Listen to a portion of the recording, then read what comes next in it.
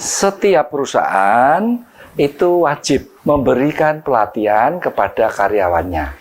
Kepada para tetangga, saya Profesor Dr. PM Budi Haryono akan membahas sebagai berikut.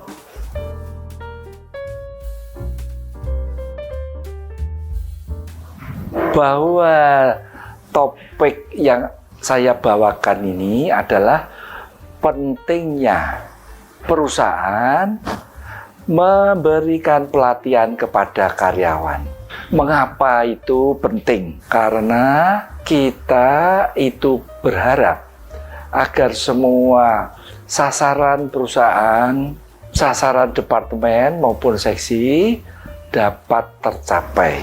Berbicara mengenai pelatihan karyawan ini sudah merupakan kewajiban dari setiap perusahaan, bahkan merupakan mandatori atau wajib untuk melaksanakannya.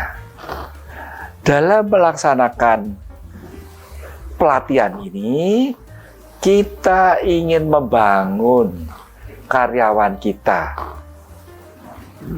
menjadi suatu karyawan yang produktif.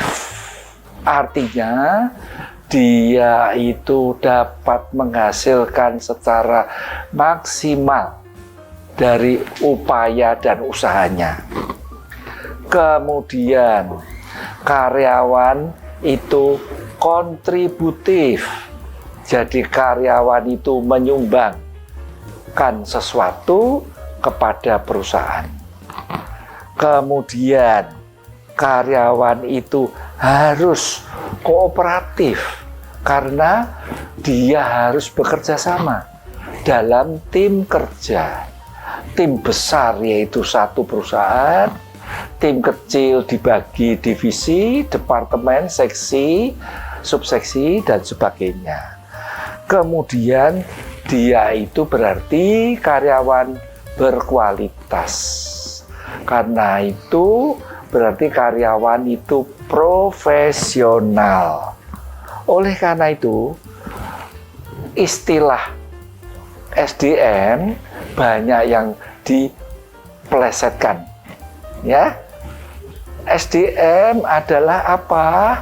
Ada yang bilang bahwa sumber dari masalah. Memang ternyata manusia ini satu-satunya yang menyebabkan sumber permasalahan. Karena sebetulnya SDM itu adalah apa itu? Sumber daya manusia.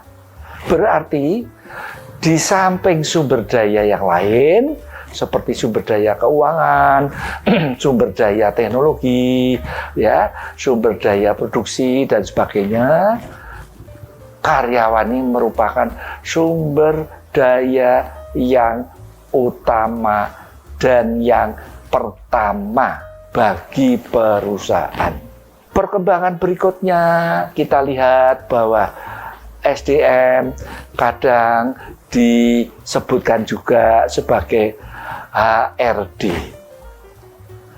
Ya, bahasa Inggrisnya adalah Human Resource Development. Tapi ini pun juga diplesetkan menjadi hanya robot direksi. Jadi oleh karena itu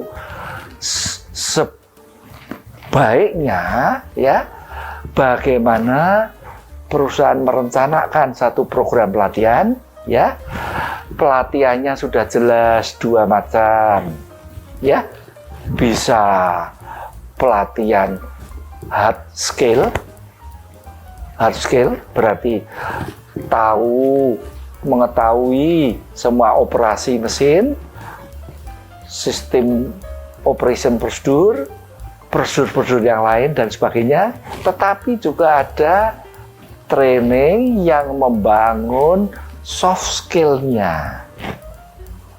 Soft skill-nya ini yang tadi saya sebutkan, ya, antara lain karyawannya bisa bekerja sama, karyawannya bisa menghargai rekan kerja, menghargai perusahaan, dan sebagainya. Oleh karena itu, hal yang berikut yang harus kita ketahui juga, karyawan tersebut dilatih tujuannya untuk apa? Itu adalah untuk menambah kompetensinya dan kapabilitasnya. Menambah kompetensi artinya menambah keahlian, ya. Contohnya dulu bekerja diselesaikan dalam waktu misalnya 30 menit, sekarang bisa diselesaikan dalam waktu 20 menit. Dulunya 1 jam, sekarang bisa setengah jam. Artinya kompetensinya meningkat dan kapabilitasnya juga meningkat, baik secara kemampuan maupun secara keterampilan.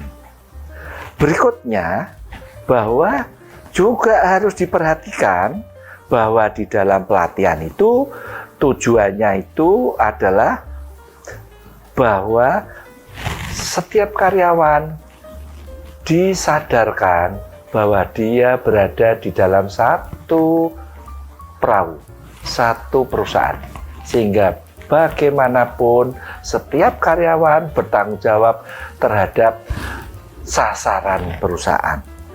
Berikutnya, bahwa dengan pelatihan ini pasti atasan ada kepentingannya.